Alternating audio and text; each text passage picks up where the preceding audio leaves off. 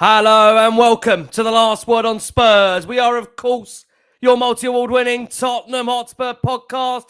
We're back. We're here. It is the Brentford reunion, or Thomas Frank reunion, Thomas Frank derby, whatever you want to name it, call it. It's coming. It's coming. If Fulham was a must-win home game, what is Brentford? What is Brentford? Alongside me for this special feature show, I've got fellow suffering Spurs fan alongside me, Gary Ward. Gal, loves you back alongside me for this special show. How are you? Lovely to see you. Yeah, great to see you. Great to be back as always. Always nice to be on Last Word on Spurs, even though it's a little bit of a struggle right now with the performances on the pitch. I thought Fulham was a must-win. This is a must win. So hopefully we can get these 3 points on Saturday, and it's not going to cost me £40 per shot on target as it did last week. Well, at the moment, I think you're ranging around £800 per home win in the last 21 months. So, yeah, look, not all that, of course, is at Thomas's door, but one man that I think knows Thomas's door, knew Thomas's door very, very well inside Brentford he was, and also very much a man that knew a lot about Thomas Frank. Many would have heard this voice on audio, giving us a good extensive 10-minute plus preview of Brentford every time it came around. And all I was told is that is one of the most extensive previews I've ever had on Last Word on Spurs. The face is now here to match the voice. We've got the wonderful Billy the Bee Grant from Brentford's award-winning podcast, Besotted, with us. Bill, lovely to have you join us to get a more gauge of an insight into Frank. Someone thinking, God, I don't want more of an insight. Well, you're going to get one. And we might learn a bit more about Thomas Frank. Bill, how are you? Love to see you join us. I'm not bad. Thanks for inviting me on your podcast. Like I said to you, I don't think I've been on your podcast actually, which is all good, you know. So I'm doing the double bubble this week. Actually, I'm doing the North London double bubble this week. I did Your Friends from AFTV a couple of days ago, and now I'm doing Last Word on Spurs. So I'm feeling very North London at the moment now. I think I might have to get my tent out and just stay over till Saturday actually. So which is all good. No offense, as long as you're going back on Saturday very unpleased, then let's hope that's the case. Lovely to have you join us, mate. Like I say, in this next hour or so, we'll get a real intrigue from Billy's perspective, what he's made of Thomas Frank's transition from Brentford to Tottenham, what he's made of Keith Andrews' job so far at Brentford. Would he swap? Would he go back? Is he happy with Keith Andrews? And we'll get, again, insight into team selection, team news. And it's not just that around the Spurs beat at the moment. We've got interesting transfer links already, as we are now less than a month away from the transfer window resuming for the month. Vicario is being eyed by Inter Milan. We'll come on to his future. Mateta is reportedly maybe a Spurs target as talks have stalled over a new contract at Crystal Palace. There's also a link to Diomande, a player that Spurs are also reportedly looking at in the upcoming January transfer window. And also keep an eye. Yes, keep an eye. And Billy will say, don't keep an eye, keep your hands off. Thiago is reportedly also on Spurs' hit list. Billy's in the background. He's sarcastically laughing there. Maybe he's laughing by the fact can Tottenham sign a striker, or whether to say keep your hands off my striker at the moment. So we'll get Billy's thoughts on that and more. But I just want to first say, before we start the show, a massive thank you to a lot of the Last Word on Spurs listeners and audio that have got in touch and sent us over their Spotify stats, where some have taken nearly around 20,000 hours of Last Word on Spurs therapy in over the last year. I mean, listen, you're as insane as the rest of us doing this show, I think, for contributing and listening to that amount of Last Word on Spurs. So thank you so much for, I think, making Last Word on Spurs. I've been told by the Spotify stats, the most listened to Tottenham Hotspur podcast in 2025. So thank you again out there to all the amazing audience that make the show what it is. Thank you to the contributors that contribute and make the show what it is. And again, without you, it would not be possible to everyone. So thank you so much. Thank you to Gal. Thank you to Billy for joining us. And let's get into it, as Thomas Frank is going to take centre stage for the weekend. I called it the Frank Derby, the Thomas Frank Derby. How do you feel, Bill, about being reunited with Thomas Frank less than, what are we, 6 months on from his departure from Brentford? How do I feel? To be quite honest with you, all Brentford fans have been looking forward to this game for quite a long time, it has to be said. We've been looking forward to this game from when he left. And as you know, when Thomas left, I was gutted, so gutted that you tried to get us on the podcast, and I couldn't come on. What I'm saying, because it was too much at the time. Tried to get my head around it and tried to get around the Thomas. We were very close. Thomas was very close to Brentford. We were very close to Thomas Frank. Even as Besotted as our podcast, Besotted Pride of West London. You could check it out as well. And like I said to you, Ricky, by the time people are listening to it in the morning, you're going to be up on our podcast as we do the Spurs preview podcast. And we've done 1,200 plus episodes of our podcast. So we'd be going for a bit of a while. And before that, we were doing fanzines from the 90s and everything like that. So we're quite fully entrenched in fan media. We've been going since, like I said to you, the early 90s. And what really surprised me is I remember I was actually at the memorial service for Robert Rowan, Rob Rowan was our technical director, who suddenly died because he had a heart problem, and then he just died from this heart problem that he had. So, we went down there, we were invited down there, and Thomas Frank sort of came up to us, and I've met him before once when he was assistant to Dean Smith, but he was manager at this time, and he just started to talk to me about football. He just and so we started talking about football, and all of a sudden it's like, I said to him, "Oh yeah, how about putting this player in and this, that, and the other?" And before we were just locked. We were locked in a conversation about football, about this and tactics, and he was throwing his hands all over the place. And I was saying, "Why haven't you put this player in?" He goes, "Oh no, can't put him in. Defensively, he's not good enough." And I was like, "Whoa, should you be telling me this?" I'm saying, but he didn't care. There was no filter on him because he was just in the zone. And then I said to him, "No, I'd love you to cut in." And he went to me, he goes, "I want to come in. You did Besotted podcast. I want to come on your podcast." I was like, "What?" He goes, "Yes, I want to come on the podcast." I'm like, "Yeah, that's fine." But I said, "But I ain't coming down the training ground because it's rubbish. It's all really dry and it's really flat. All the journalists come down there. We ain't doing that." And he said, "Well, so what do you want to do?" I said, "Well, if you prepare to come down the pub, that's where we record. We'll do it." He goes, "Yeah, all right." So about a month later, he's come down the pub. He sat down. He stripped down the pub. He sat down there, sat down with a pint, sat down there, something to eat. 3 hours he sat down there and he just talked to us about football. Again, he was telling us stories. We're thinking, should he be telling us this? He didn't care, because once he talks about football, he is so in it, like, what I'm saying? And he is just the nicest bloke. He's bang into his football. He's bang into people. He's a real people person. He's really good at managing people. And we got on really well with him. And I've got, as a Brentford fan who's going to watch Brentford for 40 plus years, I literally have been everywhere, right? I mean, I haven't missed a game this season. I've been going to first game of the Premier League, I haven't missed a season, 5 seasons in a row. I literally hadn't missed a game in the Championship, home and away, right? We go everywhere. And so you go up and down the country and you meet people that support teams like Preston and Halifax and Grimsby, you know what I'm saying, and Scunthorpe. We've been everywhere like that, but those people are into their teams and they talk about football. And we've got a lot of respect for them people as well. And Thomas, and you also know real football people, and Thomas is a real football person. He really cares about the sport and about players and how it's going. And that's all he wants to do, and talk about football. So we kind of got on really well. And so that's why I think we were really quite gutted when he decided that he was going to leave Brentford. And I'll tell you another little story as well about that, because I thought that Thomas was never going to leave, right? And it's not because I'm rose-tinted glasses, but previous bosses like Mark Warburton and other people, they leave Brentford and they think, yeah, we're bigger than that.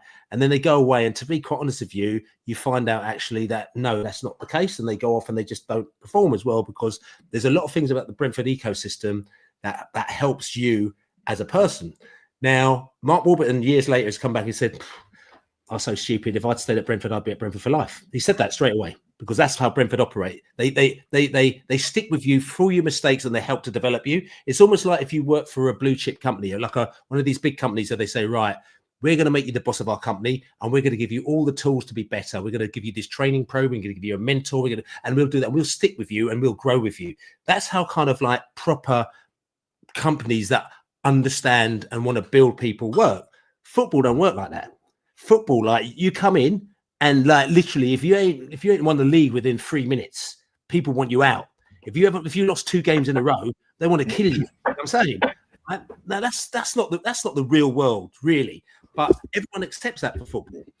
Brentford doesn't operate like that. And so when these people come in, they get really comfortable. Then after a while, they go somewhere else and they go, "Oh God, they've gone up somewhere else." And before they know it, they're out of a job and they're on their ear and they've been treated quite badly. And they go, "I'm a bit gutted about that. Actually, I wish I'd stayed at Brentford, because if I was there," they say, I'd have a job for life." And that's kind of the way that the club operates, because they believe as long as you're doing the right things and progressing in the right way, they will stick with you. So we had one manager that, to be quite honest with you, he came in and he started going like that. And Brentford were like, oh my God, within 8 weeks, he was out the door because it just wasn't right. So with Thomas, he did definitely have a job for life. Then I found out from one of my contacts abroad, who very, very good contact with, and he said to me, did you know Thomas went for the Man United job? And I was like, you're joking? He goes, yeah. He was gutted. He didn't get it. And I think he went the Chelsea job as well. Mm-hmm. So I was like, you're joking. So we've come down, we put it on the podcast. Everyone's accusing us, oh, you're ITK, blah. So it's not. I've just got information from someone, and it's really upset me to find out that the person I thought was going to be at Brentford for life has gone for the Man United job. You know what I'm saying? So that kind of didn't really come out as such, but we were still putting it about. Obviously, it's come out in the last week or so because he's written it in his book. I went for the Man United job. And now everyone's going, oh, yeah, you talked about that a year ago. We're just like, well, yeah. But at that stage, that's when I realised that Thomas had the wandering eye. And he decided that Brentford probably was at a level that he could take them to. And he was going to look for a, inverted commas, and I say inverted commas, bigger team to go to so that he can actually prove that he can actually take what he does very well at Brentford to another level. So Man United didn't work. He was gutted about that. Chelsea, the chat, that didn't work out.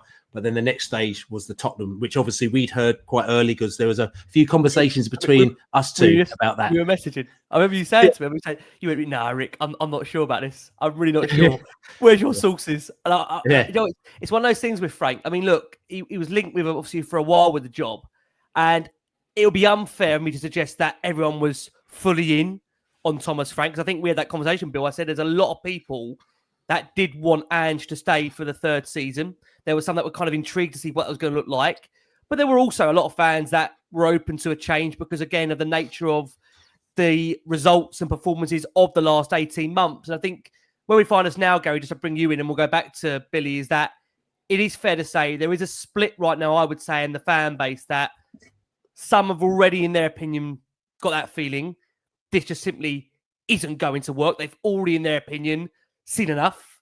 However, there is a lot of fans out there also that rightly think, well, listen, you look at what he's got to work with, the standard of the squad, the calibre of four compared to what he's had at Brentford, and we'll bring Billy in on that. This is going to take time. And, you know, regardless whether it's Thomas Frank or somebody else, this is not going to be just an overnight job of 5 minutes. This is going to take a lot of time. And like Billy says there, we live in a world now where people want instantaneous results, success. And in reality, from what we've seen from a lot of other projects out there, for them to really grow into fruition, they do take time to work. So do you feel, Gary, going into this weekend, I mean, we joked off air just then a minute ago, we said that Fulham was a must-win game. I mean, if Fulham was a must-win game, what do you make of the timing, Gary, of Brentford, his former club, coming, where he said for him, it's a very, very special game? It's going to be a special game for him. Of course, he's got that love for the club, and you respect that. Billy brought up some really interesting points actually about, you know, how in love he was with the club and how much the club and the supporters were in love with him. And coming back to your kind of the original question you were asking of, you know, he's coming in, he was already at a disadvantage coming into our football club, because there was a large element of the fan base that wanted Ange Postecoglou still to be manager. And to be fair, I still see now what's some nearly 6 months later, cries that we should still have Ange Postecoglou as manager.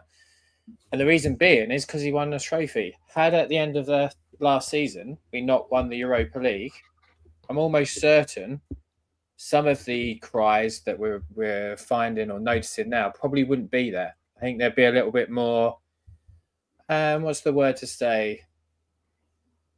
Relaxing, because we are a demanding fan base. It's just, and we are. Why we are, I think sometimes we have to sort of take some reality in that are we as big as we actually think we are? We have an incredible stadium. We have a credible training facility, but people don't go in just to play in an incredible stadium and a training facility. They want to win things. Traditionally, we've obviously clearly struggled with that. And Thomas has come into a fractured club that has been going through 2, 3, up to 5 years of wanting the chairman and the ownership changing, We then won a trophy. We then sacked the manager that brought us the trophy. And he's coming in, and then he loses arguably one of our best players ever. And he's coming in with a disadvantage straight away. And it's not going to be plain sailing for him. And it's going to take time, and we need patience. However, equal to that, as fan base, we do not have patience. We just don't. As Billy said, some clubs expect to go and win instantly and go and win things. It's an expectation at Tottenham. I'm not sure what it's based on. The older generation, maybe a little bit more. But Thomas needs time. Going back to your last point, or to the last point, I felt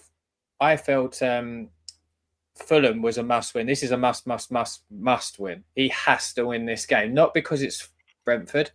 Or what, Gary? Just to answer that question, you say must win. Yeah.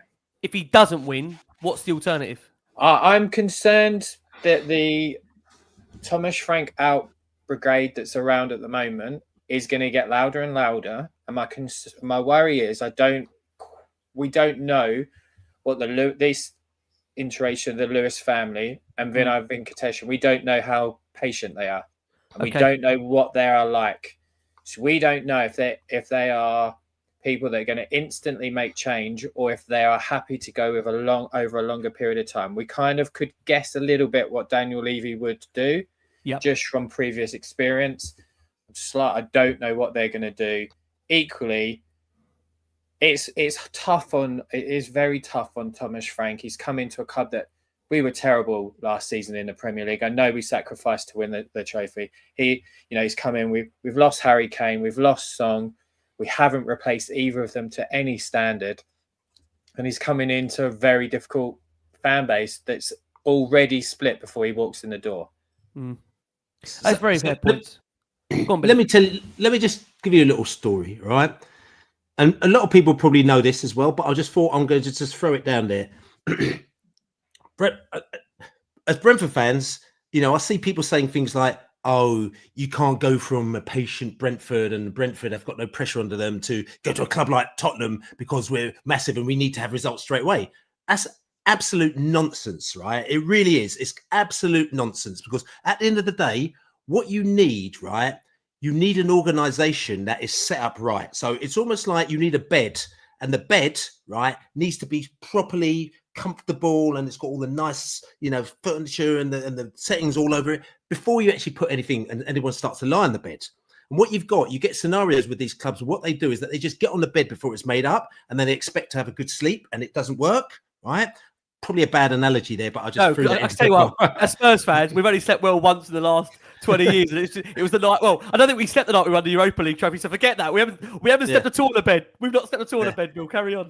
That's right, but and this is what a lot of people don't get. I went on to, and I keep talking about, I have to talk about your rivals. So I went to the very first season Brentford got promoted. I went on to AFTV, right, and they were there, and we were playing them, and they were going on about Arteta. And you remember them days that Arsenal fans were going, yeah, Arteta, man. Yeah, he's got to go. He hasn't done anything and blah and this, that, the other. And I was just like going, I literally do not understand what you're talking about, right? I don't understand. I said, I've come from a club who's taken 40 years. I'm not saying that you've got to take 40 years, but you 40 years. And a lot of the time you're doing nothing. But then when you see the progression, then you realise, okay, tell you something, it's going to take time. And I remember somebody quite senior within the club said to me, tell you something, what we need to do is we need to sort out our club, like our infrastructure and the way that we operate. We've got to have an ethos. We've got to have a way that we've got to get the right type of people. We've got to have a proper plan. And then we stick to that plan, and then we go for it, right? And it might take us 3 years or 5 years or 7 years, but as long as you're going and you're building towards the way, to the way that you want it to go, that's fine, because you're moving in the right direction. The problem that you've got is lots of football clubs don't have a plan. Their plan is just like, we have to win. And then they employ somebody, buys a load of players. The players ain't quite right. The manager ain't right. After 3 years or 2 years, they sack him. They go, oh no, we need a plan. And that plan is to win again. They get somebody else in. He changes what they're doing. It's rubbish and it's nonsense. Because what you need is that you need really firm building blocks. And then everybody around you to believe in it. And that's why we got rid of so many people here and there, people that didn't believe in our long-term vision. Mark Warburton, everyone was like, oh yeah, brilliant manager, blah, this, that, the other. He didn't believe in the long-term vision of Brentford. He just wanted to do what Mark Warburton did. So eventually, when Benham said, right, this is the way we're operating, you don't believe in that, you either come with my way or else you're going to have to go. And in the end, he left, went off to Rangers, went off to QPR, went off to, Nottingham Forest. Didn't work out for him. He's working in America now in the second, in the second or third or whatever division it may be. But, not slagging him off, but I'm just saying that's how it is. Brentford at the moment now have got a team of people and a system and an ecosystem which basically is all moving in the right direction. And that's why things work really well for us. So Thomas Frank, when he came in after Dean Smith left, first of all, Brentford were really clever because Thomas Frank, they bought him from Denmark after basically he was getting slagged off by his owner, which you've probably heard about. You know what I'm saying? His owner went on the forums and he was like, I don't know his son's name, and he was like slating him off. And Thomas found out and he goes, oh no, the chairman's flagging me off. I'm good to leave, right? So he left. He got pissed off and he left Bromby and he had no job. And Brentford, because they've got strong Danish connections, said, hello, mate, do you want a job? You can work for Dean Smith. And the reason why they did that, not because they wanted him to be assistant, but they just realised that he was a really clever and good manager. But what they wanted to do is they wanted to bring him into England and give him 2 years with no pressure, or whatever it may be, 2 or 3 or whatever, no pressure, right? Working underneath a manager who was doing all the manager things, but he was learning.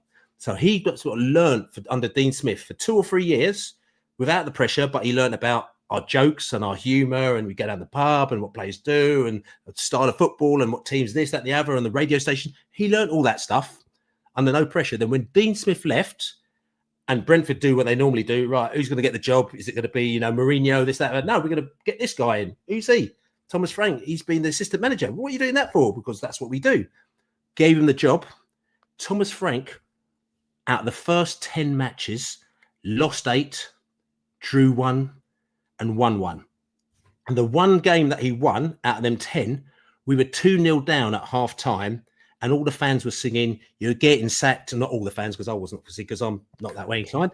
They were singing, you're a bit more patient. You don't boo. Yeah, we're getting sacked in the morning. So we're 2-0 down at half time. Anyway, we came back, we won 3-2. Ollie Watkins scored in the end, and we won that. And then after that, it turned around. But before that, again, we've gone, because Brentford can do that because we're a small club, so we can go and talk to the powers to be, like beside, say, bring him up, say, let's have a little chat, go down the pub. Oh man, Thomas Frank, man, what's going on? He's 10 hours. Oh, he's lost all these games. No, it's no problem. We're fine with it. What do you mean, fine? Yeah, our stats say that he's doing all the right things, all the teams doing the right things, they're ticking all the right boxes. It's just not quite going for him. Over a longer sample size, as they call it, at a time, it will all work out itself at the end. But at the moment now, it's fine. We're not worried. And literally, there was not a worry in their bone, because as far as they were concerned, he was doing all the right things. And after that, won the game, turned it around. And after that, Bob's your uncle. So what I'm trying to say to you is that there's different ways that people approach different things. And I can see Tottenham fans going, we haven't got time for that. And we think it's crap, this, that, the other. Mate, he's been in the job for 2 months. And for whatever reason now, things might not be right, but he's not giving him any time to fix anything. Let me ask you something, Bill. Yeah, there's a concerning element for me that there's elements that I'm concerned with, but I'm looking at, he's come from a club with no disrespect, obviously. I like Brentford as a football club. They're not in Europe. He's now coming into a club where he's playing every 3 days, and he's struggling to get into a rhythm of a tactic straight away. He's changing this almost game by game, and the personnel. Do you see that as something that he would have struggled with at Brentford, or is it he's coming into somewhere new? Because I feel that that's a clear indicator where he is struggling with at the moment. There's one thing that Thomas did is that he tended to change sometimes according to the opposition for a start. You know what I'm saying? So, like, say, for example, if you look at us, so everyone, like, it's funny, the Tottenham fans going, man, I hate the football's dead. When we were in the championship, he started with the championship and he grew us to the stage where the BMW, as you call it, Ben Rama, Watkins and Bumo, right? 53 goals in one season. The football that we played underneath that was unbelievable. And everyone was looking at the football we were playing going, oh my God, this is just unbelievable. Because at that stage, we'd grown into a team that could play that type of football. It took a while for us to get there. 2013, 2014, 2015, it was like, yeah, but this, that, the other. But we grew there because the vision was there. This is where we want to get to. And how do you start? You know, where do you start? Where do you go? Do you make yourself defensively solid to start off with? There's all sorts of things. You know, we used to be giving away goals by always used to give away goals on transition at one stage. Right? I think it might have been with Dean Smith. So we were playing all this attacking football, but we were always like basically letting in goals on tradition. And Brentford were going, how are we going to solve that? How are we going to solve that? And eventually, as you do, you work that and you move and you get better. To be fair for Thomas, what I'll say to him is that he did have the Brentford ecosystem around him. And we, even though we say that a lot of people that leave us, they suffer without the ecosystem. I mean, he took a lot of players with him. He took a lot of people with him. He took like basically half our backroom staff. And that weren't people that he brought in. That's people that we'd brought in. And I think Brentford and fans were really pissed off about that. Justin Cochrane, the statistician, everything like that. He took that with him. That was quite an important element that we took, because that meant that as Brentford, we had a very short space of time to replace those people. Forget Keith Andrews, but the backroom staff. And so our question was always, how much do those people play? Or what about the rest of the ecosystem, which is, you know, Matthew Benham's company, where he's done his research and he's got all these other people and the whole system. And I think that maybe also that Thomas might be suffering because, you know, if Tottenham wanted to kind of bring Thomas Frank, maybe he needed to buy Brentford FC and everything else that's going and throw that into your club. You know what I'm saying? We've traditionally not had an ecosystem like Brentford, though. Our alignment from top to bottom is zigzagged, and it's been zigzagged for 20 years. We've gone from win now managers in Jose Mourinho and Antonio Conte, and then in Antonio Conte's instance, buying players that he didn't necessarily want. Jed Spence, for argument's sake, you know, he wants players that are going to win the league now. Look at what he's done in Napoli last season. Went and won the Serie A. They invested in win now mentality players that are in their prime, late 20s. We as a club are trying to buy younger players in that hope that we can do some resale value. We got it great with Gareth Bale, Luka Modric, whoever else, you know, and we've tried to replicate that time and time again. And we've just never had that structure that I think a lot of people admire with Brentford, and the expectation with Tottenham is high, because 6 years ago, we were in the Champions League final. We had the opportunity to kick on as a football club and then challenge again to be a Premier League winner, and we failed to do that time and time again. So I get that Thomas Frank has done some wonderful things over a longer period of time. My concern at the moment is I don't see what his vision is on a football pitch at the moment, because there is such dramatic change game by game. It's quite difficult to see that. And I think that's where a lot of fans are divided still, because they want this vision and they're looking additionally for an excuse to jump on him. So I think they desperately still want Ange Postecoglou at this football club. I think some do. I think some also on that point, but to let you come back in and follow on what Gary just said there, I think what's key is that I think regular viewer and listener, MGB, THFC 1991 says this exactly, I think, how a lot of fans do feel. You mentioned there, Bill, in those first opening 10 games, Brentford lost 8 of them, right? Did you see in that period what Frank was trying to do? Because I think, like Gary says there, I think the frustration out of a lot of fans is that they're struggling to see the vision game by game. And on top of that, there's not at the moment, you would say, a clear identity. But would you expect a clear identity after 15, 20 games? Me at this stage, probably not as a whole. But I would agree with the fact that we don't quite see what we are building to right now. Would you say that was the same effect for you, Bill, all those many, many years ago, when you can remember that 8 to 10 game run you had under him at the start? Yeah, you have to remember, Thomas Frank, when he walked into a job, he walked into this job, not the case of like, oh, mate, well, who are you going to bring with you? Again, with the ecosystem, with the way that we operate, it's kind of like, this is what our club's about. These are the types of players. This is the football that we're going to play. This is how. So it's all kind of almost like set in stone.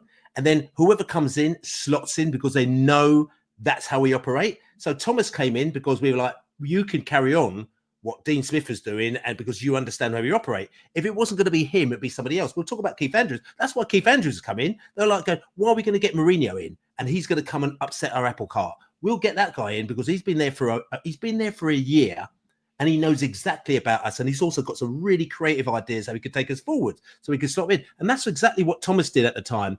Different with Tottenham, and that's why I think that Thomas, when he came in, he probably thought, okay, I've got a challenge here, but I need a new challenge because Brentford has been great for me, and then they've created this ecosystem which I can operate with, and I'm doing really well. And every year I'm probably taking up another level.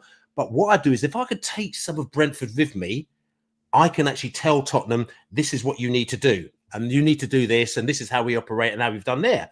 And I personally believe he's come down to Tottenham and he's found some challenges in the way that your club operates as such. I think that's where the challenges are. He's thinking, he said that. I thought he said that as well. He said that. I thought I could just come here and just do what we did at Brentford. But mate, I'm on my own now because now I can't go and talk with Jimmy Smith, who does this thing, and I talk with Freddie, who does this, who are all there to kind of help me. It's me and the three people that I nicked from Brentford, and we're sitting down there trying to change Tottenham, and we can't change Tottenham. And to be quite honest with you, they've got all these players which I've had no play in, and they've got their own technical director who's brought them in. And to be quite honest with you, if I was at Tottenham, I'd be in on those conversations. I wouldn't necessarily lead them as such, but they'd be asking me, what do you think about this and that, the other?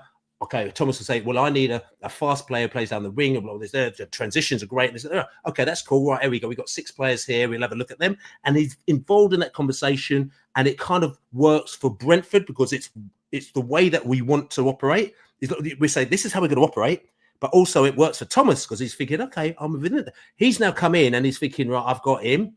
I've got Archie Gray, who I tried to get in at Brentford. Yeah, we tried to get in. We would have probably put him inside this person here because he doesn't operate he populates in a particular way, but at Brentford, so he's trying to reinvent the wheel at Tottenham. And I'm also going to say to you, because a lot of people saying, oh, we haven't got good players. That's rubbish. It's not that you haven't got good players, but it's no point buying 11 players and just throwing them into the pot and hoping that they're going to play football together. You've got to kind of have that plan beforehand before you get the players in. And I think that's the situation. So this is what I think. I don't know because I haven't spoken to him, but I see him.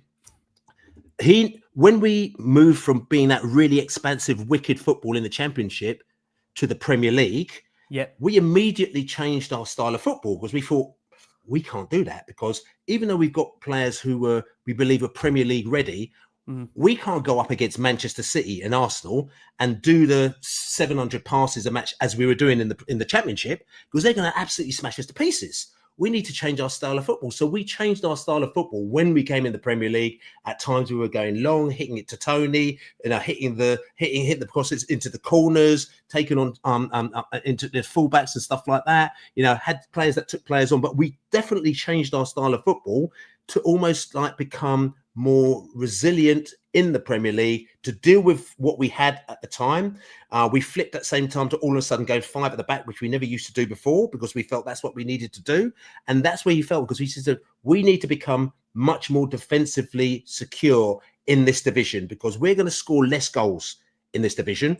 And what we've done, once we've done that, then we can graduate and then we can actually change what we do. So we basically kind of firmed ourselves up for a few seasons until I think it was either last season or the season before, all of a sudden we went forward to back and we started to go toe-to-toe with teams. And all the fans were going, oh my God. And basically it's a process and it takes time. It doesn't take 2 months. And that's what kills me because, I was going to say before Gary comes back in, the style of football is probably one of the biggest talking points right now around Spurs fans, right? I think there's a wide acknowledgement from Tottenham fans. I would say the majority, we haven't got the squad we would like. And we certainly haven't got the squad when we go back to the Pochettino era where it was a lot more daring, doing, flamboyant, flair. We just haven't got maybe those kind of players. You mentioned there about the fact, Bill, that in the Championship, the season you came up, you was absolutely loving the football. Can you dispel this notion or give Tottenham fans optimism that do you think if Tottenham buy better players in general and in attack, you would see a Thomas Frank side that would want to play fast, front foot, attacking football? do you think you would see that under Thomas Frank? Yeah, but that's that's obvious. That'd be the same for any team. You know what I'm saying? If you plonk the, I would say, Manchester City side onto the team that you've got, you're going to be playing different football. You know what I'm saying? I mean, that's just I say that, but there's a notion out there for some Tottenham fans, not all Tottenham fans. There are some Spurs fans that feel that Thomas Frank is very much a defensive-minded, caution-first approach manager and doesn't really have any real genuine interest in playing attacking football. I want to ask you if you can dispel that myth. And this comes on the back of a week where we've gone within the recent 4 games, not even a shot on target in the first half. Can you give Tottenham fans optimism that providing we do strengthen the forward line, bring in more attacking focused players, that essentially the football from a stylistic perspective would improve, Bill? What do you think of that for you?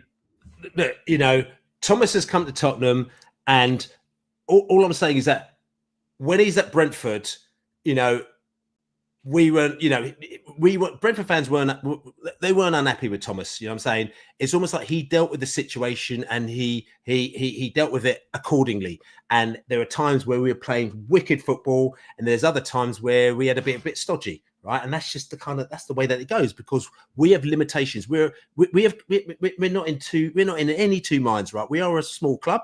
We've got small budgets. We've got probably the smallest or second smallest budget in the Premier League still. We've been in there for 5 years now. We have done, but we're still punching, I hate to say it, above our weight, because it's a real cliche. You know what I'm saying? And we're doing all right because for whatever reason, the ethos around the club, the way that you are, all these kind of things, and the players that we bring in, they get to love her. We're doing okay. So to answer your question, to just say if he brings in better players, all you have to do as a Tottenham fan is look at what we've done over the years. Look at what Thomas has done over the year. Do yourselves a little bit of research. See what we've done down the time. At the end of the day, I could see that his main issue is he's obviously starting from the back. He's trying to sort you out defensively, and he's also trying to get you to play in a particular way where there's an argument to say that the players either don't understand it, don't get it, or are not good enough to do that. You know what I'm saying? Actually, that's probably not fair on the players, or they're not the type of players that should have been brought in to play that type of football, if that makes sense. That's absolutely fair. So they might go to another team that plays a different style of football, and they'll be great at doing that. But he wants them to play in a particular way, and he's thinking, Christ Almighty, can't quite do this here. And he's tried it out, and then you start losing a few games, and because you've got your fans on your back and you've got the press and everything like that, and people take the piss out of you, then they start losing their confidence. So they start doing that, then they, you know what I'm saying? And you just get a real cycle of things, and it's like, how do you break that cycle? And what Thomas was really good, he was really good at doing is that he was really good at first of all, sort of kind of ascertaining what his dressing room is like, so we had a no dickheads policy at Brentford, right? Basically, we wouldn't sign a dickhead, right? Even if that player was like Messi, or probably actually if it was Messi, we'd sign him and say, okay, that's fair enough, you're a dickhead, we'd be fine, but the rest of you, no, right? But if you look if you just Google no dickheads, Thomas Frank, that was a policy that we had. And that kind of helped to, again, keep us a particular type of team, because you had players that were pulling for you, and there was no egos. Zero egos in our dressing room, right? I think one of the issues that he's come to your place now, because everyone keeps telling you how massive Spurs are, right? Even though they finished 17th last season, right? And you've got to deal with, which is great. You know what I'm saying? I'm not having a go, but you still finished 17th. No, you're right. In the Premier League. You know what I'm saying? You're right. Right. So you've got to deal with people, right, who have probably got egos above their station. Yes. If you look at what they produced that season, right? And that is, so he's going there and he's thinking, shit, I've not had to deal with this. I think he's trying to deal with it. That there's a big task ahead of him, certainly. But, traditionally, we're a team that finishes in the top 4, top 6, and we have been for a decade, maybe even longer. With respect, Brentford have come in, and as you said, you're a smaller club that are happy where you are at the moment, which is, you're growing and you're progressing. I don't know if perhaps he's come in with Brentford and in the lower leagues and built through where there's perhaps a little bit more time for him. And as you said, the ownership had a set way of going about things and what they wanted to see.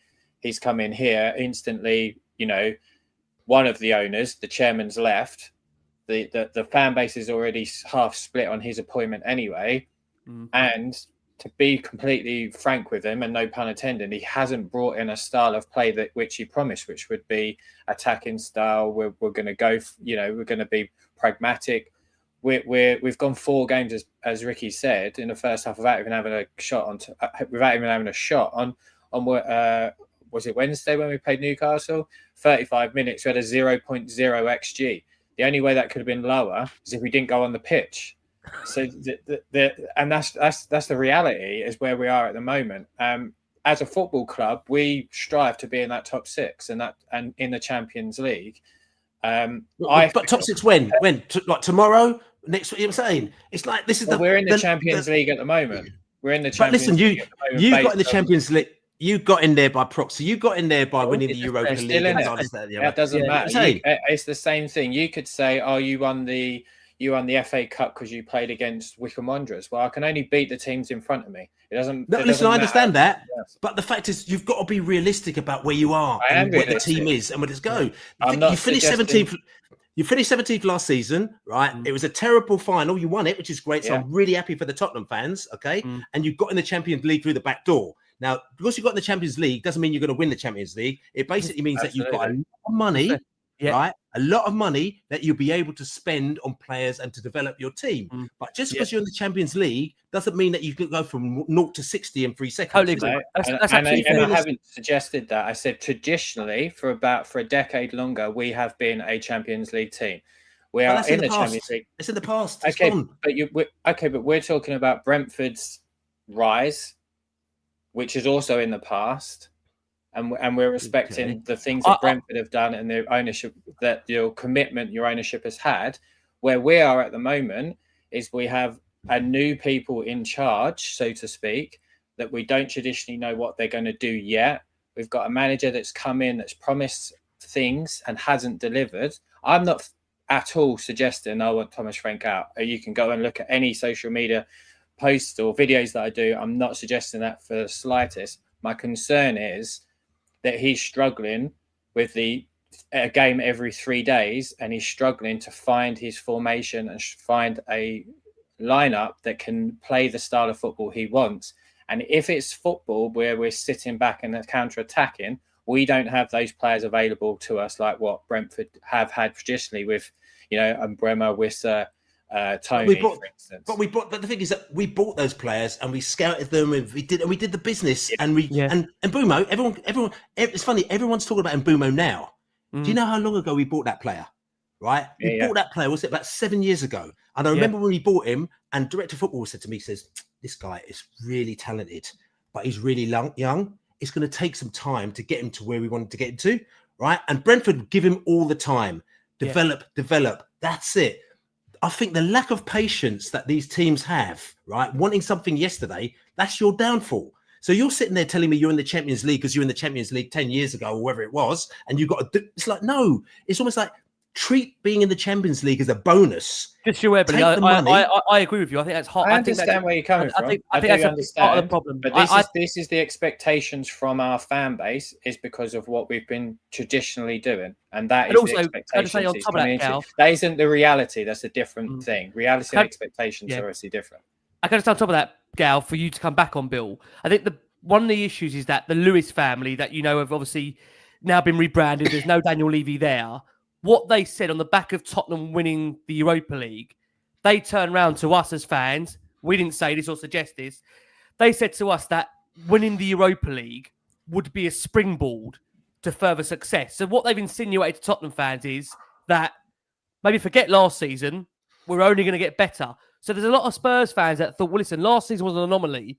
We didn't think there was going to be a build coming. I think a lot of Tottenham fans were aware that there were going to be players in this squad that weren't Thomas Frank players, that weren't going to suit the system, and there would need to be some refining, some alignment, and some change. And I think in the opening 45 minutes, Bill, what you've told us here very, very clearly is one of the reasons why Thomas Frank had the success at Brentford was that there was a clear alignment through the whole football club. I think that's what is very clear and coming over to us in your dialogue with us here on this show, that it was a clear alignment from top to bottom at Brentford and why he was successful there. He was given time to improve players. He was given the right key components to make things work. I think what's also we're really keen to ask you, and this is also a wider question, not just over 1 year or 2 years, but in general under Thomas Frank.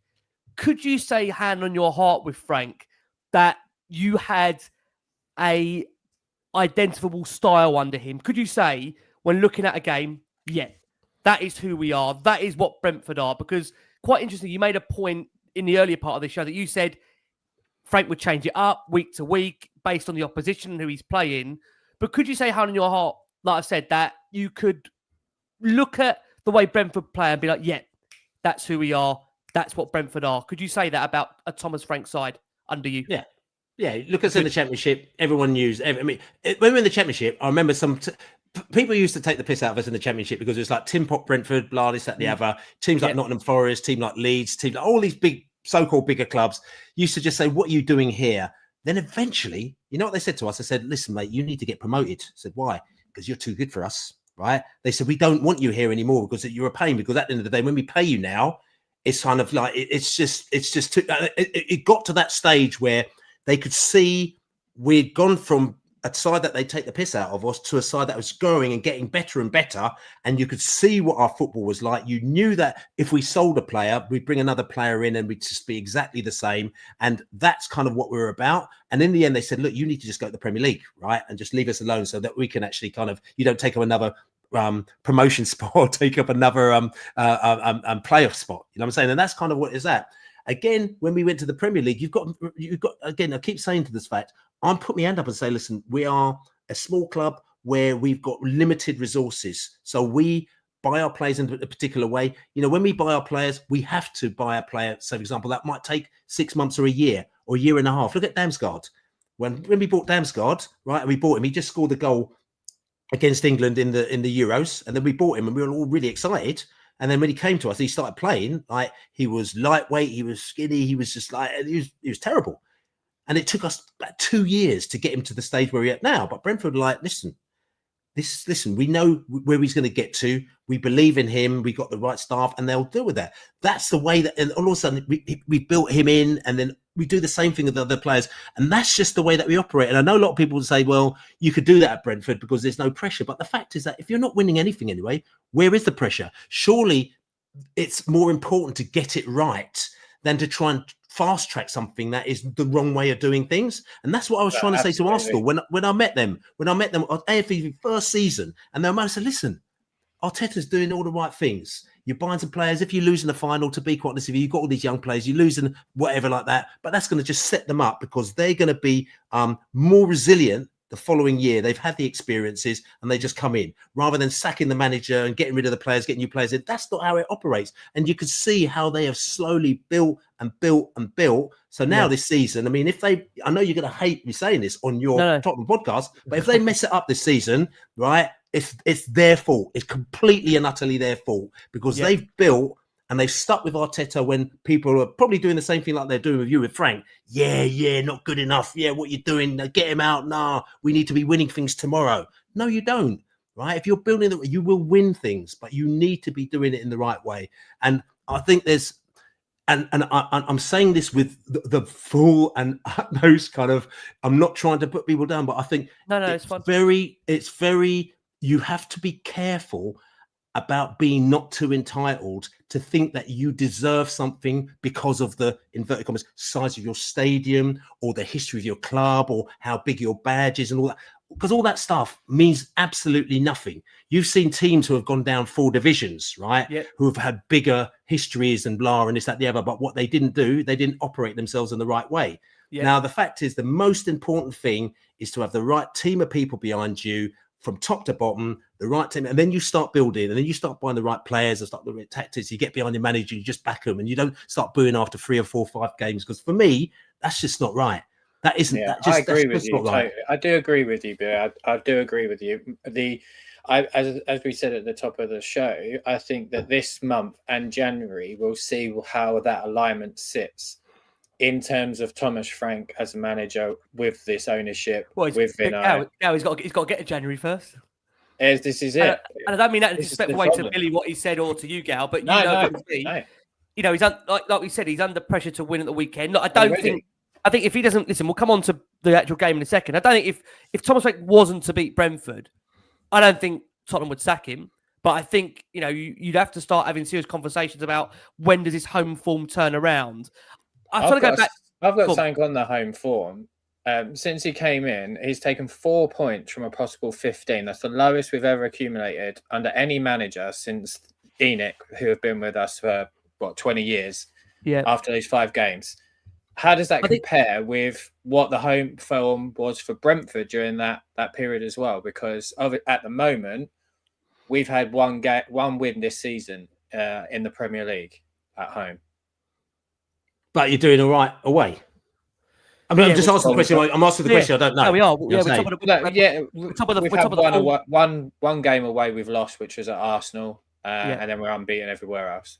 Apart from the Carabao Cup. I mean, it's weird. Premier League wise.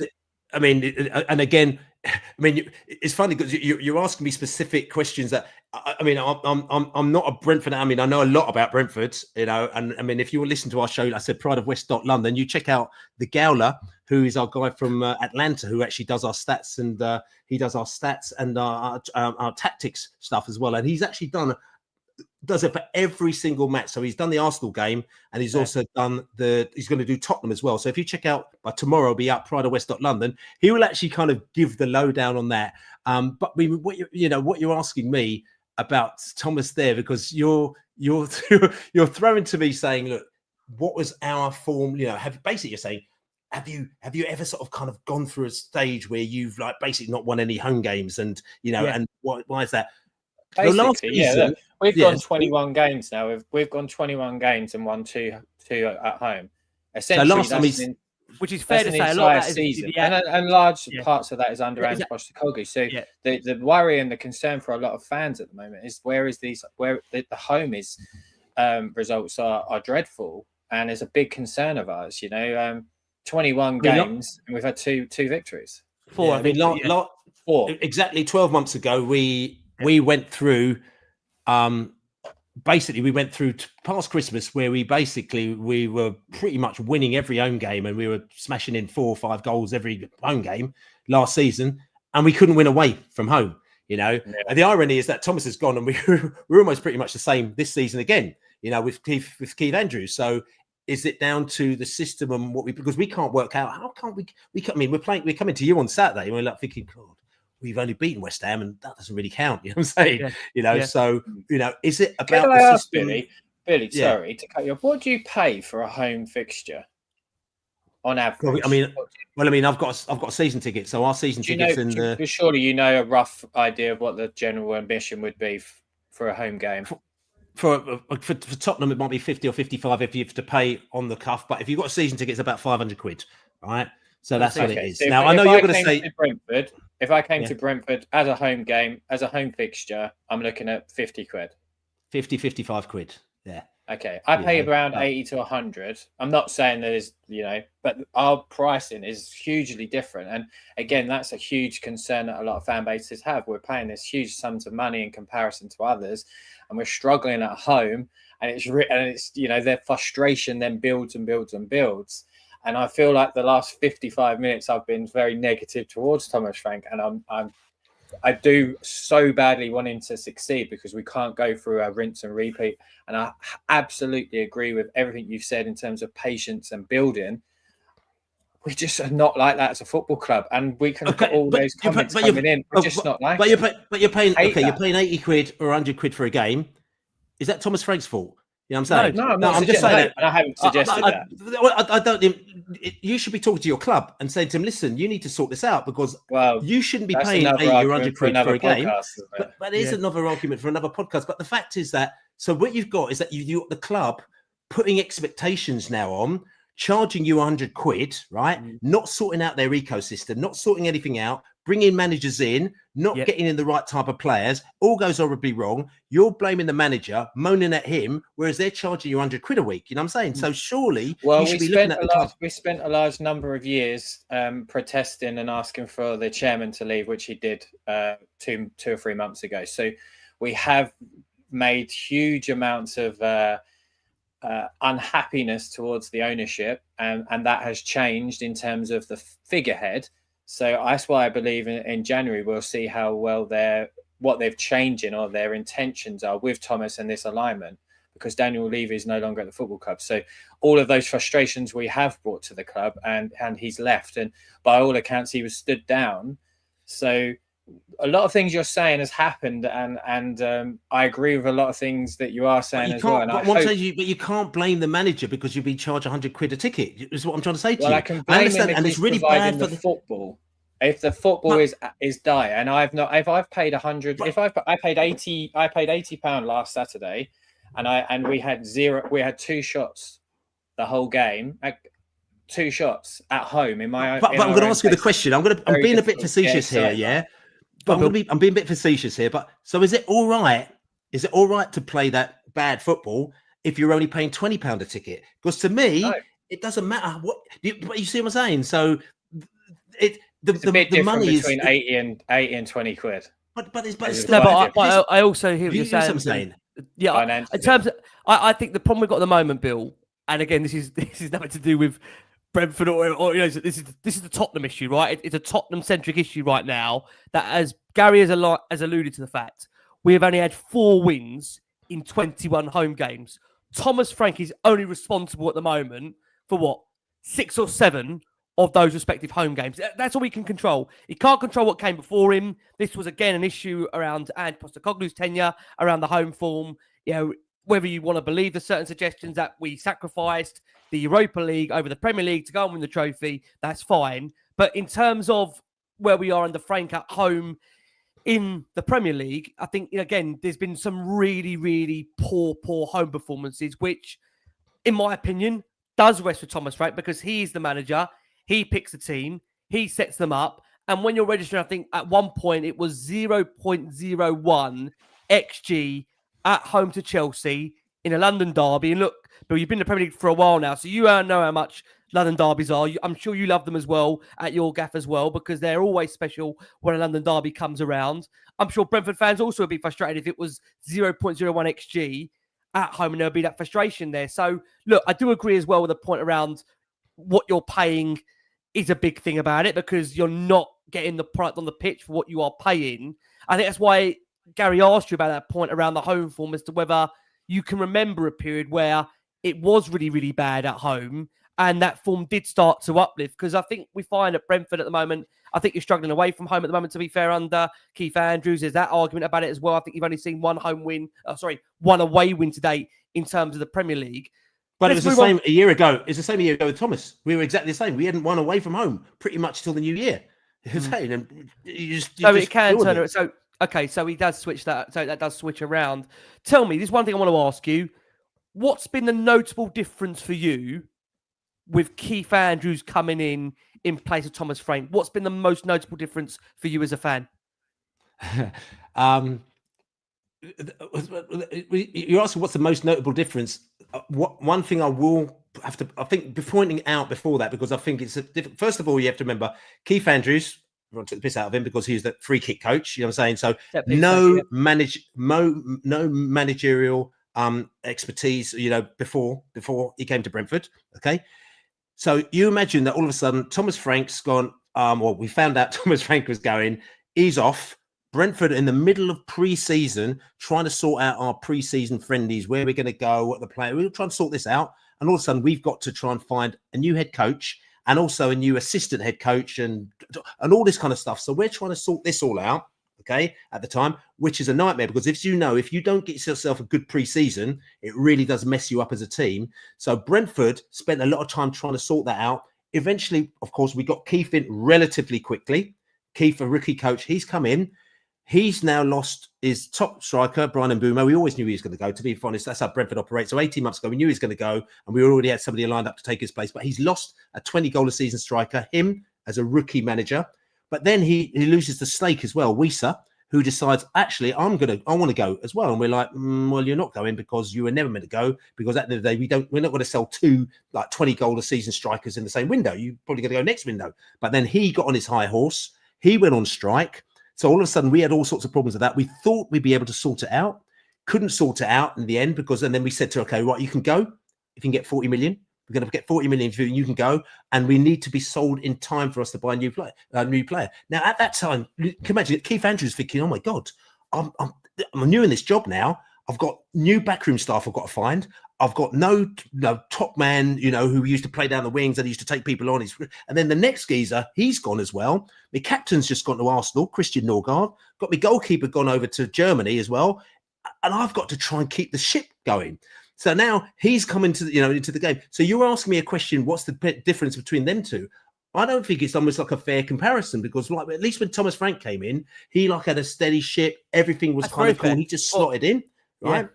So at the moment now, well, it's a learning curve. His first game was terrible, but that's the reason why it was almost like one of the very first pre-season friendly when we played Nottingham Forest. They absolutely tore the pit to pieces with us, and there was a little bit of fear because we knew nothing about Keith Andrews. This is what he's all about. But since then, he's come in, and what I would say is that he's probably a little bit more conservative than Thomas Frank, as in I'm saying, is in the way that he sets himself up. Thomas, goes for the kind of the really quite aggressive high press. Keith goes more for the little bit of the kind of patient press, as it is. Does a little press, looks to see if he can actually time mistakes in the opposition, and then he pounces upon them. Keith will be kind of more insistent in getting the ball forward often if he has to. So maybe sort of playing it, if he has to play it long, we'll play it long straight away. He's more sort of conservative off the ball. The build-ups are slightly simpler in his build-up. Also, he's got Jordan Henderson instead of Norgard. Norgard is a very different player to Jordan Henderson, and so he's had to adapt how we have our build-up play. So there's lots of different elements in there because we've got different players in place. Thomas Frank left with Wieser and Mbumo, and in effect before that Ivan Toney as well. You know what I'm saying? We've got Utara, who's probably going to take a year to get to where he's meant to be going to. Sharda, who's hot and cold, but he's still building. And Igor Thiago, who's the happiest player, he's just the happiest player that you're going to ever meet in the whole of your life, Igor Thiago. Absolutely brilliant player, but he's still got work to go. So Keith, I think he's doing absolutely brilliantly compared to what he's had to deal with, the tools he's got. In comparison, he would say to you all day long, he'd have Mbumo in the side, just like Frank did. All day long that he'd have Wieser in the side that he Frank, but he hasn't got them. So he's had to sort of start from scratch. And the fact that that we're mid-table, we're doing all right. We smashed up Man United, we smashed up Liverpool. That we're doing really well. If you look at what we've had to deal with, everyone thought we're going to get relegated, and we're comfortable at the moment. I tip my hat to Keith Andrews, but that's because he's a Brentford person, understood what he's about, did all the right things, slotted right in, and just carried on to where Frank was with putting his own little tweaks to it. And I've got the ultimate respect for him. And I very much look forward to seeing him on the Besotted podcast in the pub in a few months' time as well. I hope he does. On that point, though, Bill, the reason why I asked you that question about notable differences with Andrew so far to Frank, I'm not asking you to do Frank down here, because I know you really respect Thomas Frank for his time at Brentford, but has there been any intricate differences? Are Brentford a bit more daring and doing on attack? Because I actually heard Keith Andrews suggest that actually in one of his post-match pressers where you won a game, and he said, we are looking to change this up a little bit. We are looking to be a bit more daring, certainly. Is it fair to suggest that, Billy, that you've maybe seen a slight adaptation in the way Brentford are a little bit more front-footed, or not necessarily compared to Frank in the Premier League? What do you think? There's definitely a personality, a Keith Andrews personality that's put on the Brentford side, which you see it a little bit now. But I think that as he's become more experienced in a year or 2 or 3 years' time, you'll see that even more. When Thomas Frank left, and I love this. This is what I love about Brentford. Okay, so Thomas Frank's left, and people have got their head in their hands, going, "Oh my God, it's all over. We're going to die." And Brentford said, "No, we see this as an opportunity. Listen, we've done really well so far, and we've got to a certain level, and Thomas has taken us to a certain level. But then maybe there's certain things that we could have done better, which is fine, because that you always get that. And they're almost like really reflective about how they've gone about their business. They said, look, I'll be honest with you, he's taken us at a certain level, but this now he's gone is an opportunity for us to actually look at what we could have done better, what didn't work as well beforehand, and also look at what what the people that are in place can actually kind of do better for the club. So instead of seeing it as a negative, they saw it as an opportunity, right? To say, listen, this is your opportunity now to take Brentford maybe in a different level. And yes, you might not. What kind of players do we want? What kind of style do you want? This thing that we might have done here with Thomas, maybe that didn't work as well. Keith might say, let's actually do this instead. So all these things are happening, and it's an iterative process. It's not going to happen overnight because we're a patient club. But for me, that's what I love about our club, because people keep getting confused as to why we keep getting our results. And the reason why is that they're so forward thinking. You talked to them about a player. So we're going to sign a player. They've got somebody lined up 2 years in advance. They're looking at them, and they know exactly, right? A and big pushing problem at our club. Yeah. We lost Song. Everybody in that club knew Songs last season. Fans knew it. We were talking about it 2 or 3 months before it was happening.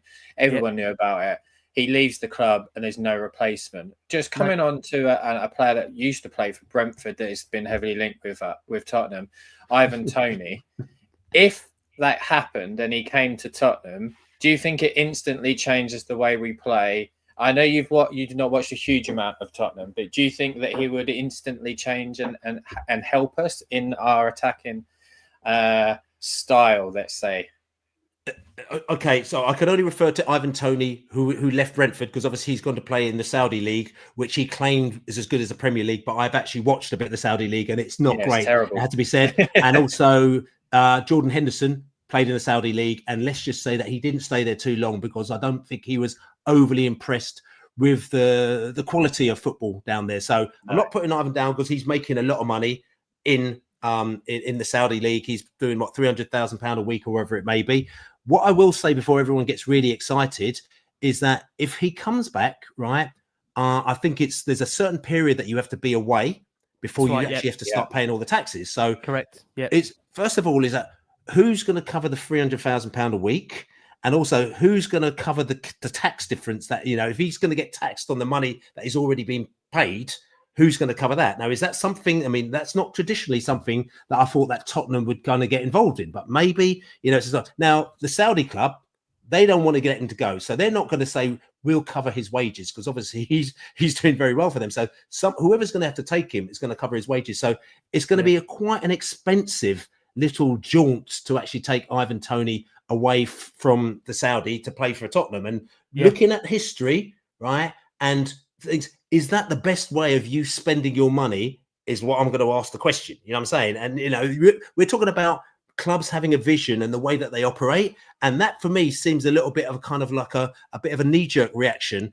Thomas would probably do it because he thinks, look, if I'm going to get sacked, I might as well get Ivan. If they're going to pay for it, I might as well, because if I'm not, I'm going to be out in a couple of months anyway. You know what I'm saying? It's kind of like Tuchel with England. Save that last question, Bill. I'm coming on to that last question. That's my last question. Save that last question. Okay. Look, I know we don't want to keep you too much longer. You've been brilliant, by the way, Billy. You've been absolutely superb. And I think, again, the clear message from you on this show that a lot of fans maybe don't want to hear is that it's going to take some time and patience. And it's ultimately whether we've got the time and patience, a la Tottenham Hotspur's hierarchy, and a lot of the fans to go through that patience to get to where we want to be. Bill, do me a favour. We're going to keep you for 5 more minutes. Go and fill up the red wine if you want to go fill up the red wine. Gary, I need to come to you and just ask you a couple of quick stories at the moment that are going around the Spurs fan base. And then we're going to close with Bill. One of them is around Spurs' goalkeeper, Vicario. He's been linked with a move to Inter Milan, in which Tottenham are reportedly already behind the scenes exploring potential replacements. They include Man City's James Trafford. They include Brighton's Bart Verbruggen. Obviously, worth bearing in mind that Vicario has hit the headlines for the wrong reasons after being booed by the Spurs fans during the club's 2-1 loss to Fulham last week. And despite the Italian's error, Frank has insisted and remained of the case that he will be his number one, but has not stopped the speculation. We had Fabrizio Romano suggest a couple of days ago that Inter Milan are keeping tabs on the Spurs goalkeeper situation. Gal, thoughts on that report? Vicario, what do you see about his future? Is it realistic that he could be leaving the club, do you think, in the near future?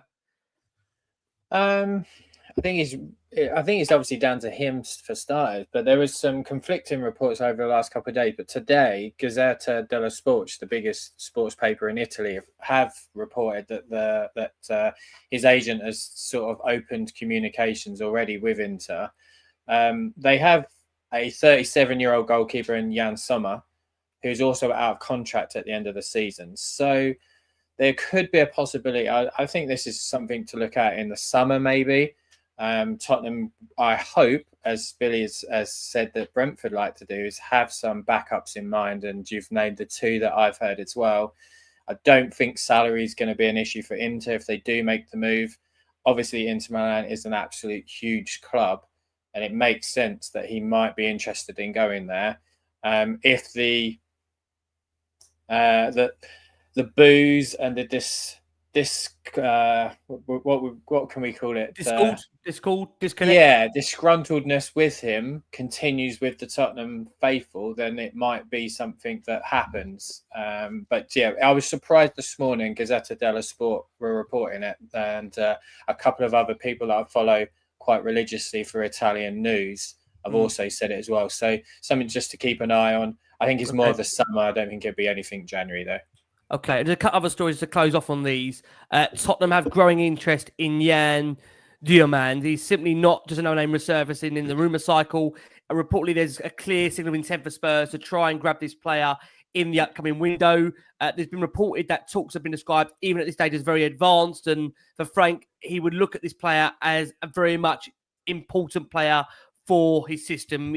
This player, he's got a basis of intensity, vertical movement, and constant stress on the opposition defences. His wide players are not there just to recycle possession or hold shape conservatively. They're there to force mistakes, commit defenders, and attack the space in fullback areas. And Diomande's game fits that philosophy almost perfectly. He plays on instinct, he drives directly at defenders, and is most dangerous when the game becomes stretched. He's been described as a monster in the making by one analyst, and compared to Kylian Mbappe by another, is not being targeted as a luxury addition. Gut feeling, Gal, for you on this one. What do you think? Well, he's an outstanding young player. Diomande, 19. He's got 3 goals, 2 assists this season in 12 Bundesliga games. Ivorian, so we know, that the physicality is going to be there. Quick, versatile. He is lightning quick. I've watched him quite a few times this season. Struggle to really find any gaps in his game at the moment for someone so young. Maybe sort of inconsistency slightly in the finishing department. But he could really open some stuff out for us. However, he has only really recently, joined Leipzig. So it could be quite a substantial amount to get that moved on. But there are other clubs also interested as well. So we're apparently in advanced talks. So are Liverpool, and I think there's some others that are interested as well. I think Newcastle, with another one that I'd read. So look, he's a good player. Again, it is a young player with potential rather than, in my opinion, what we need right now is proven ready to play. Jack Grealish, for instance, that type of winning mentality that can change things for us now and can help with the younger players we've got in the squad. Okay, and just to review Bill very quickly, and we're going to come on to literally just a quick 5 minutes on the preview itself.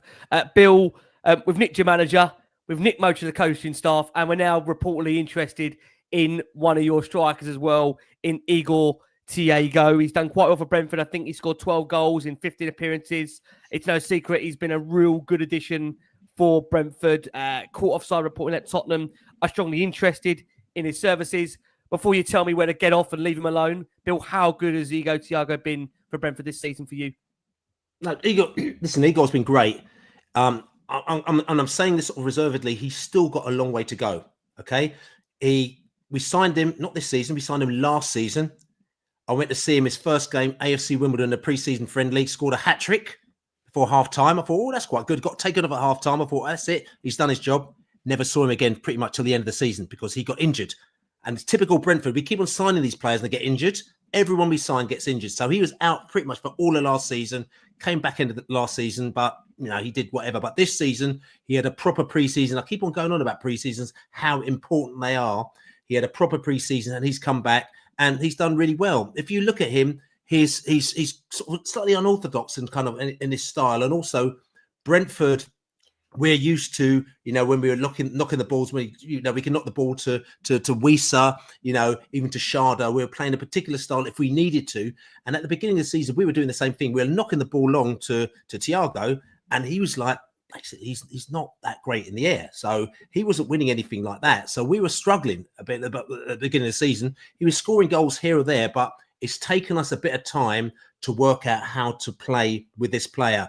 And it was, I think it was against, it was the game that we played a couple of weeks ago where we went down to Brighton. That's it. And I remember I was standing with my mates. We lost that game in the end, but we were 1-0 up at half time in the first half. And everyone, we played really well against Brighton in that first half. And everyone said, oh my God, we can now see what it's in Thiago. He's looking like a proper centre forward, holding the ball up. If you ever look at the little back flick that he does, like, when we actually get the penalty, I think it was where Otara came into the penalty, his little backflip. He's a really, really good player. But like I said, the reason why we love him, he's got a great song. It's the Spandau Ballet song, Goal. Thiago, always believe in your soul. You got the power to know you're indestructible. Always believe in. So that's our song for him as well. But also, he's just the happiest person. I claim it's like he's like that guy on Dream Team. Football is life. Yeah, football is life. Like he's just really, really happy. So he scores a goal and he's just happy. He doesn't score a goal, he's happy. He's on the bench. He's just the happiest person ever. I think his father died when he was young, so he had to end up sort of kind of bringing up his family and his brothers and sisters and like that. So he's kind of gone through quite rough times. Got into playing football I think a little bit later. So he's just delighted to kind of be there. So he's a fantastic person, a brilliant person to have in your side. And I can tell you this for an absolute fact. There is no way in the world he's going to be going to Tottenham. You know what I'm saying? It's just, and I'm not saying it because I don't want him to go there. It's just that Brentford, I know the way that they operate. It's like he's actually only on step 2 when they want him to get to step 8 before they even think about doing anything with him. So he ain't going anywhere. I can trust you. He ain't going nowhere. Bill, thank you very much. We're going to come on to Bill literally just a second. We are closing. Gal, very quickly, one other thing we just need to cover. Yes, there are reports suggesting that Tottenham are keeping an eye on Palace with regards to Mateta. His contract talks are apparently stalling there. But Gary, just a very quick word if you can. Couple of words on the fact that Tottenham's new owners are reportedly eyeing now a new stadium sponsor by appointing a man behind the Everton deal, the incoming commercial director, Alex Scotcher, who is part of the firm which helped Everton agree the lucrative Hill-Dickinson naming rights partnership. God, what we're getting ourselves into here. Scotcher previously worked on stadium naming rights deals for Everton and Valencia, hinting at renewed focus on landing a sponsor for the Tottenham Hotspur Stadium under the Lewis family. Gal, very quick on this, a couple of minutes or a couple of seconds on it. What do you make of that news that's coming out from the Telegraph with regards to that? I mean, it's 6 years too late, but it's hopefully it's something that we can get over the line as quick as possible. You look at Everton, I think their naming rights is 10 million a year. It's probably 60 million on the table we've potentially lost if we had round about the same figure. I know that it was Daniel Levy has obviously been massively blamed for the failure in the media rights there, wanting an unrealistic sum of 25 million a year over 15 years. So hopefully, if we get around that 10 million a year, be good. Obviously, Alex spent some time in Serie A as well with Roma, and as you say, Everton and Valencia. So it'd be very good to finally get that done. What it becomes, I don't know. I still call it White Hart Lane. So to me, it's still going to be White Hart Lane. Yeah. But additional sums of money coming into the football club is always a good thing. And if it's 10 million a year, that's going to look very good on the bottom line. Yep, agree. Look, coming over to you, if we can, Bill, as we look to wrap this show up. For Spurs, no new injury concerns. Everyone who's played against Newcastle on Tuesday expected to be ready to go again. Frank has said he'll provide an update on Solanke and Kulusevski when they are close to joining the squad. They're not quite there yet. He said on facing Brentford, it's been preparation against a team of players I know very well. Small ticks to what I'm used to doing. A lot of their identity is the same, which makes it difficult in many ways. He said despite having respect for the former club, he will celebrate if Spurs score because in the 90 minutes, it's all about one thing. Do what we can to win the game. He said it'll be a nice timing to get the 3 points on Saturday. The one way is to win is to put in a good performance, work on the things we're constantly working on. Phase 2, phase 3, making it quicker. He said we need to be sharper, quicker, play with intensity and be brave. He said Xavi Simons has trained fantastic in the last 5 to 6 times, and that's despite not starting a game in the last 4. And again, for him, there's going to be pressure, like I say, on this home game. Bill, your thoughts for you coming to the Tottenham Hotspur Stadium, the Frank reunion, and it's the question for you. Who's going to last longer at their respective club? Thomas Frank or Keith Andrews? Okay, so first of all, I'm going to say thank you and everybody for having me on the show. And I do get very passionate, as you can tell, about football, about Thomas Frank, about just football in general, and also football fans as well. Because at the end of the day, I've got respect for anybody who supports their team. At the end of the day, you shouldn't be going through no one should be going through any nonsense as a football fan. There's a lot of stuff that goes on there, and especially sort of kind of bad ownerships and people paying too much for tickets. All that stuff really gets my goat. I'll be honest with you. You can see I can get really animated about it. You've been brilliant, Billy. You've been brilliant, mate. But also the other thing is what I'll say is that I also am quite get quite animated about football. I still do believe it's run in this proper old school way, and and I'm very lucky to, I said, Sport Brentford. We're a small club, yes, but I love the fact that we are run in the right way. It may change in 2 or 3 years' time. Our owner might decide he's had enough and he goes and somebody else takes it over and it all crashes and burns. But at the moment, I'm very lucky that it's run in the right way. And we also very, very lucky that we have a club where our owners will sit down and tell us what they're doing and how it's going, and they'll let us understand. So, say, for example, if we had sold a striker 10 years ago because they felt that they can sell that striker, get the money and invest it in 4 players, right? And at that time, we're not used to doing that. So we're like waving our fists going, what are you doing? And they said, don't worry about it. It's fine. And then Andre Gray goes off and then we buy somebody else. And then eventually in the 5th iteration, when they've done it the 5th time, we've calmed down because we've like going, yeah, they know what they're doing. But they spent a lot of time educating, coming to us like the podcast and telling. So that's actually really, really important for us. You know what I'm saying? So when I get really animated about that stuff, I really do hate when I see with football, with so much money, is so badly run. And I know it's a results orientated game, so I understand about fans just wanting to get results in a minute, right? But sometimes that just can't happen, and you have to be patient. And as long as you know that the people around you are doing the right things and it's going in the right way, that's a good thing. And for Tottenham, I ain't a Tottenham fan. I don't care, right? I don't care at all. But they're football fans, and I've got my friends who are Tottenham friends, and I say to them, listen, you need to be doing. If your club's doing things in the right way, eventually you will get what you want.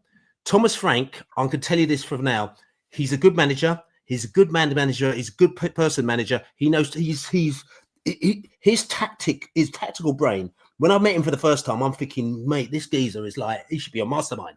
It's like literally, his head wants to explode with like different ways of doing stuff. He is brilliant. Okay. He could probably get a little bit too deep, and maybe if he works to get together with somebody who can kind of take that side of him away, that's kind of quite good. But I think that he's got a big job ahead of him at Tottenham because of fan expectation. Yeah. Everyone expecting something tomorrow. Can he make that step up, Bill? Do you think, hand on your heart, can he make that step up? No, but you're asking me. He as a person could make a step up. Will he make the step up at Tottenham? I can't answer that question because that's down to your club and what you let him to do. At the moment now, if you're expecting him to get results next week, then it's all over. You know what I'm saying? Because it's going to take time. So do you think Spurs fans then should have inevitably, this is not me saying we should do this, but I'm asking you, should we not expect anything at all this season then? Should we allow him this season to bed in your 100%, opinion? 100%. What do you want to do? You want to win the Champions League this year? No, I'm not asking to win a Champions League. I think I think this is the feeling, right? A lot of Spurs fans felt, I'm not saying all Spurs fans, I don't want to speak for everyone. A lot of Spurs fans felt they would see an improvement on last season in the Premier League on the basis Spurs finished 17th, and we was told we were getting a manager in that was more flexible, more adaptable, and like you've also said, has a focus on the opposition. Just my concern in this kind of 10, 15, 20 games we've seen so far with Frank, personal opinion, there's been times that I think we've become so obsessed, ultra obsessed by the way the opposition play in terms of that focus that we've actually lost what we're trying to do. And that's why I asked you earlier, could you see an identity early on with Thomas Frank? I just say, listen, he's in place just like any company. When you bring somebody in, if you're the hiring person, you bring somebody in because you think they can do a job. So whoever's hired him thinks he can do a job. Yeah. Given the time and the tools and the setup to do that, not over 2 weeks or 3 weeks or a month or 2 months. You know what I'm saying? Just let him do it. And if it goes up and down on all of, that's fine. But eventually, if he's doing the right thing, it will find himself. Now, I'm saying this because, listen, I'm a Brentford fan, so I want Brentford to win every single game of the season. You could tell that I'm really like Thomas Frank as a person, but when we play you I absolutely want to beat him, which will put him even in more of a predicament because you're going to go, oh my God, he's just been beaten by Brentford. But that's just the way things go. But I'm not saying that as a disrespect to Tottenham fans. I'm saying that as a football fan myself. You know what I'm saying? He's now gone to Tottenham, so he's made his bed and he has to lie in it. And it's for you guys to sort it out between yourselves. I think the fans need to just chill out on him a little bit. You know what I'm saying? And I think the club needs to just kind of sort itself out because I think it's still in a little bit of a mess behind the scenes and he's probably trying to deal with it. All these things now, if they sort that out, you'll be fine.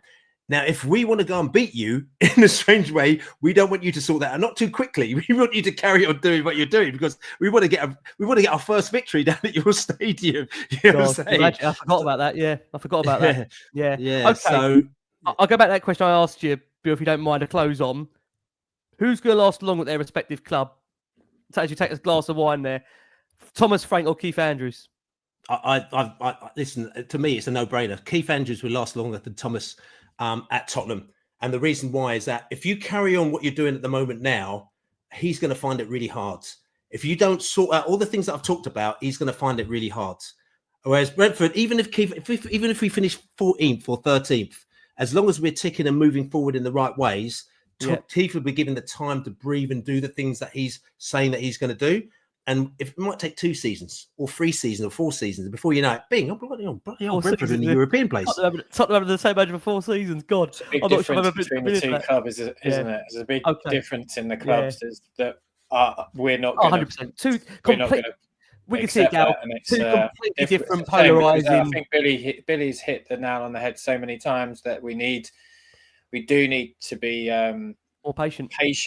But it isn't in this fan base. It isn't in this club. I hope I keep saying new ownership. It's not, but the new people that are in charge, I hope that they've got a long-term vision and that we see that in January, because I think if we get past January, we might not see Thomas Frank. Okay. Gal, very quickly for you, prediction. What are you going for? We have to win. There is no doubt about it. As I said at the beginning of the show, Fulham was a must-win. We're the gift that keeps on giving. You come to our stadium, we'll give you a gift, and if you're lucky, we might give you 2. We can't give any gifts away on Saturday. We have to win. It is a must-win, not only for the fan base, but for Thomas Frank. And I really like Thomas Frank, and I really want him to succeed. Yeah, I'm there again, and I really hope that we get a good result. Bottling out of the prediction, Gal. You don't want to give a prediction? No. I'll always back us to win. Look, I think Brentford are a good side. I'll be very happy with a 2-1 or a 2-0. Okay, Gal, thank you so much. Bill, will close with you. Should I really be asking Billy a prediction? Bill, I think you. How do you feel about this? What are you going to go for? You haven't had the greatest of away from just a 1 away win in the Premier League. We've been terrible away from home. I mean, to be fair, we've actually had some great fun away days. We had a great away day at Grimsby, actually. It's funny. It's like, when the away days came up, Man City, no one could be bothered. Man United, whatever. Then Grimsby came up. Everybody went to Grimsby. It's like, it's like one of them old school ones for us. So it's great. So we've had great Grimsby. We beat Bournemouth away in the cup as well. And obviously we beat West Ham away, but West Ham were going through a pretty bad time. But no, we're not great away from home. And we do understand that. And we can't quite work out the reasons for that. You know what I'm saying? But that doesn't really matter. If you're going to ask me, how we're going to do against yourselves, what is quite interesting, because we talked about this, we normally, especially if it's Thomas, we would have normally gone 5 at the back as well. Every time we play a club like Tottenham, Liverpool, Man City, we go 5 at the back. I can almost guarantee you we're going to go 4-3-3 on Saturday. You know what I'm saying? Because we've changed our outlook on how we go, and I think we're looking at going toe-to-toe. So that's going to be quite interesting. I might be wrong. Arsenal, we went 5 at the back. We thought we might have gone 4, but no, they just thought, no, we went 5 at the back. Yeah. And we actually, if you saw what we did on Saturday, we took out our spine of our team. So we took out Thiago, we took out Damsgaard, Was Damsgaard out? No. We took out Thiago. We took out Henderson. We took out Collins. And I think we took out Damsgaard as well. I think, we took. I think all the players have come out the team because I think we just said Arsenal. We put our hands up and we put our complete and utter focus on this Tottenham game. So they're all going to be back in on that Tottenham game. So it's going to be quite interesting. I'm going to say we haven't won away from home other than West Ham. So I'm going to actually go us for a 2-1 victory to the Mighty V's. And this is no disrespect to Tottenham. I just think we've got absolutely nothing. We've got so much nothing to lose. It's really, there's no pressure on us. We're going to go there with no pressure. I think there's a lot of pressure on Thomas. There's a lot of pressure on Thomas. And Keith Andrews absolutely going to be bang up for it. Bill, you have been a gent. You've been a star. So many lovely comments actually have come in for you throughout the show. We love passion on this show. You've brought passion and you've brought a perspective for some Spurs fans out there, not all Spurs fans out there, as to why there should be patience around Thomas, given what he has built at Brentford in the 8-9 years he's been there. You've been a star. Gary's got a new podcast. Go and check him out at Project Spurs. Go follow him on X for more information on that. Bill, let's close with you. Where can everybody find Billy the Bee, who is now unmasked on Last Word on Spurs? We've had him on audio the last 3-4 years. Bill, closes. Where can they find you generally on the Brentford beat? So we're besotted, BWESOTTED, or get us Pride of West.London. We do a podcast. We used to do video podcasts, but we've just chilled out on that a little bit more. BWESOTTED.com. You'll find us on all sort of various channels all over the place. I want to say thank you for inviting us onto your show. I know I've spoken a lot, but I love the football. I love, just watching football and listening to football. And I love football fans as well. And to be quite honest with you, taking the mixer out of it, I think Thomas Frank, he did a podcast with him. He come down the pub with us. Thomas, I told you that, didn't I? He's come down the pub. He's gone, right, okay, Bill, let's come down. And he sat down there, drank beers, ate with us. 4 hours he sat down there, and all he wanted to do is talk about football. He loves football. He talks about football. He's a brilliant, brilliant bloke. We were gutted when he left, as he said to you. He's a really good manager, and he's like, his brain is just wired in a different way, like tactically and everything like that. He's very, very good.